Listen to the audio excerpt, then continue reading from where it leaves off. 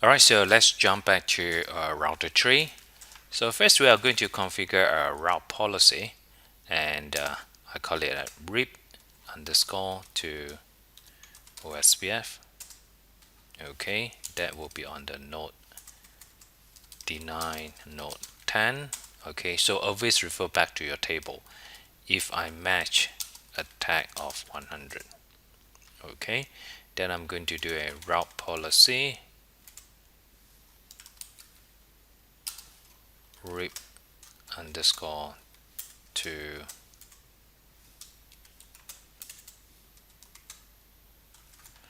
OSPF. So this time I'm going to do a permit node 20. So for the 20, I'm going to apply a tag of 200. Okay, let me show you. That's my policy. That will be on the RIP to OSPF. Okay, so I have a net 10, which is to deny the tag of 100, and I have a node 20 who apply a tag of 200. Alright, so we have not complete yet, so let's configure another policy. Route policy this time will be OSPF to RIP.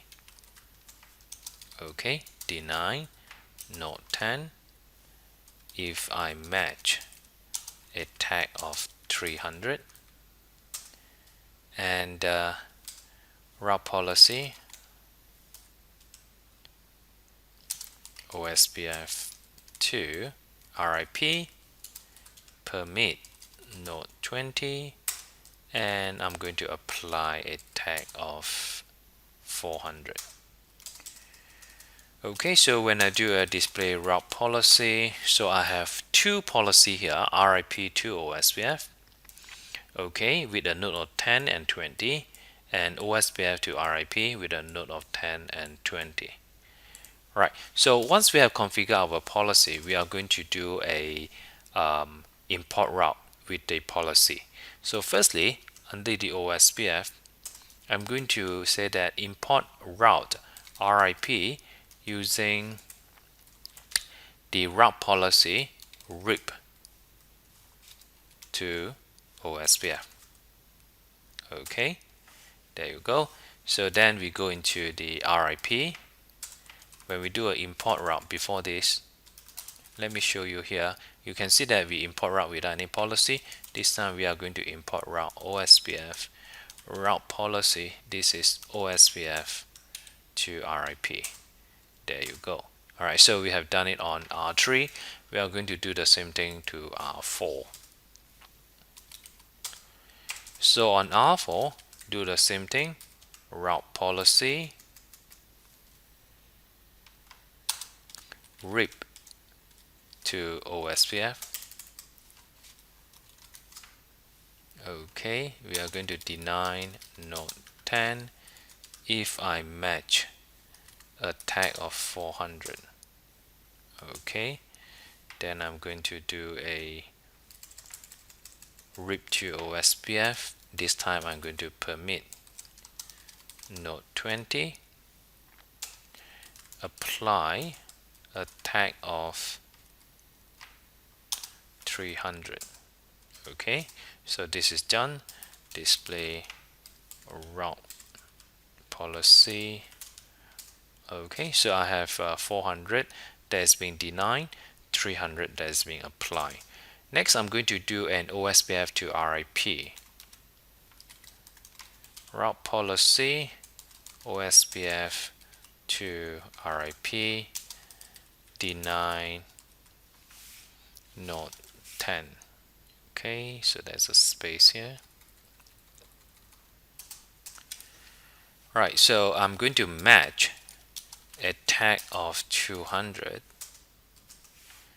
and I'm going to permit node 20,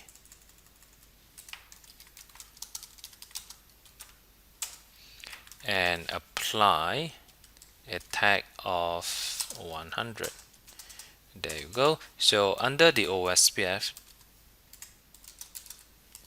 I'm going to apply a policy. Alright, So when import my route, import OSPF import route RIP, I'm going to use a route policy called RIP to OSPF. Then I go to the RIP import route OSPF route policy. I'm going to use OSPF to RIP. Okay, so when I do a display route policy OSPF to RIP, as you can see that there is a match here that is being applied. And if I'm going to do a route policy based on the RIP to OSPF, you can see that I also have a match here. Okay, so if I do a display IP routing table, let's say I'm going to do a Worldbros. Okay, so as you can see that I have a tag.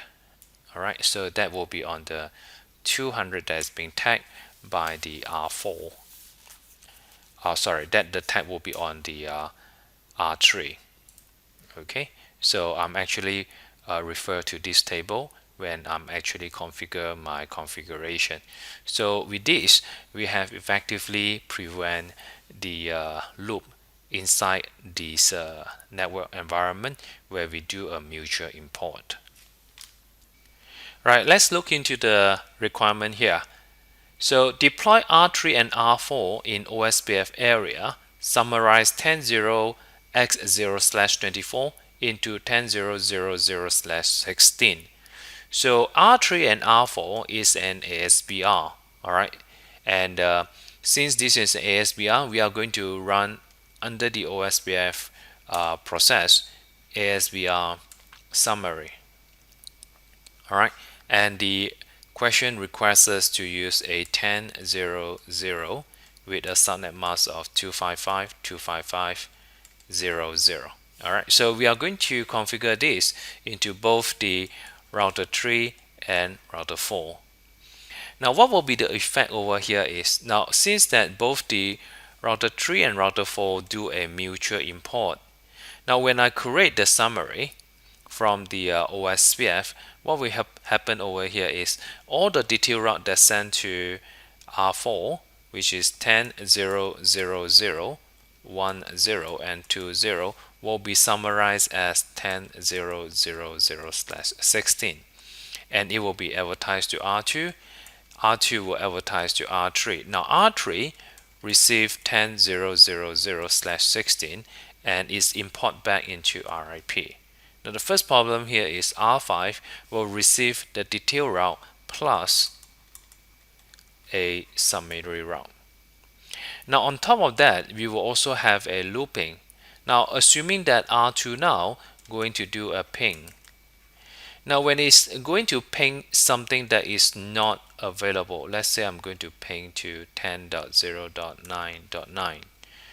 Now assuming that I'm going to go to R3, and because R3 have the summary route and this route is not inside the detail, it's going to say that, oh, in fact R4 have the route to 10.0.0. Let me send to R4. Now R4 in return receive the summary route from R3 and it check. In fact, it will actually go back to R3. So a looping will happen between R3 and R4. Alright, so let's look into the effect and how to solve this. Okay, so let's just jump back to router 3 and we are going to configure the ASBR summary. So let me go back into the OSPF and our route is still there. Alright, our import route is still there, and we are going to do an ASBR summary using 10.0.0, 255.255.0.0. So I'm in router 3. Okay, so I have done the summary, and when I go to router 2, display IP route protocol OSPF, I should be able to see the /16. There you go. Alright, so it's advertised by router 3. And if I go to router 4, I should receive the route as well. Okay, there you go.